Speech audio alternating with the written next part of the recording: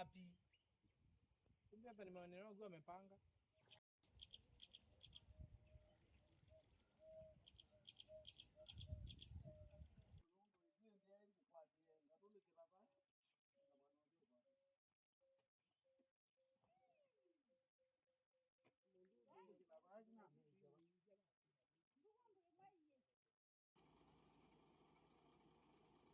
Tangu mvua ianze, hii mto ilikuja ikabeba daraja. Sisi hatujakuwa tukiweza nini, na services zote za serikali ziko ng'ambo hii ingine.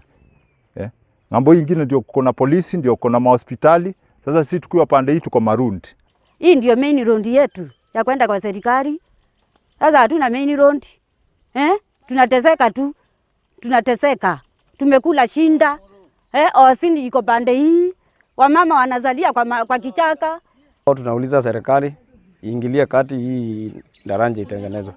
Wewe ukipata mtu imefurika, inabidi yale hiyo ng'ambo nyingine hawezi fika nyumbani kwako. Ndio wetu wa fikifiki, aria mautaga wa fikifiki abanake matingivota kuthukuma ni umwe. Tutingivota kuthigucaria risiki yetu, nundu barabara ni nthuku muno, ni ndweku na ya karaba ni ndweku na kuthia wangu ni gutweku. Koguo tu andu wagitaraka twe bandu takathama ku ni abo ya tu kwa wendi munene, ni abo ya tu sisiri na MCA ona MP atonyerere matuthondekere barabara eno yetu ya gitaraka anake yetu matige kuthina ni mathinire muno nundu thai nuri mathina matiabota kuta wira. Tunajiuliza MCA wa hii area ako urafiki sana na governor. Sasa kama MCA ako urafiki na governor na MCA hawezi tetea watu wake, aende kwa governor aseme watu wake wanateseka na hawatateseka wakiona.